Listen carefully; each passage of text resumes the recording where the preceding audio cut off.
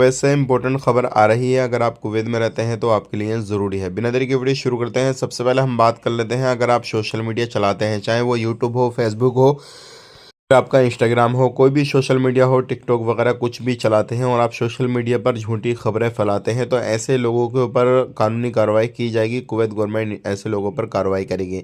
अगर आप कुवैत के बारे में कुछ उल्टा सीधा बोलते हैं या फिर किसी भी अधिकारी के बारे में उल्टा सीधा बोलते हैं, किसी भी तरीके से कुछ ऐसी जानकारी देते हैं जो आपको नहीं देनी चाहिए, तो ऐसे लोगों पर तुरंत कार्रवाई की जाएगी। तो सतर्क रहें, सावधान रहें, ऐसी गलती बिल्कुल ना करें जिससे आपके ऊपर परेशानी आ जाए। बात कर लेते हैं यहाँ पे अगली खबर की तरफ। जो अगली खबर आ रही है निकल के, अगर आप कुवैत में रहते हैं, आपके ऊपर कोई फाइन वगैरह या कोई भी जुर्माना वगैरह या फिर आपको ब्लैक लिस्ट किया हुआ है, तो ध्यान रखें आप बाहर बिल्कुल ना घूमें। आपका जो काम है वही करें तो बेहतर रहेगा, क्योंकि अभी एक बंदे को पकड़ा गया है जिसके ऊपर 14 साल की जेल थी। वो बाहर काम कर रहा था, उसका इकामा वगैरह चेक किया गया, तो किसी किराए में उसको जेल सुनाई गई थी। अब वो किसी भी तरीके से बाहर निकल गया था, अब उसको वापस से डाल दिया गया है जेल में। तो ऐसे लोगों के ऊपर सख्ती की जा रही है और ऐसे लोगों को ऊपर फाइन वगैरह भी लगाए जा रहे हैं। तो इस चीज़ का ज़रूर ध्यान दें।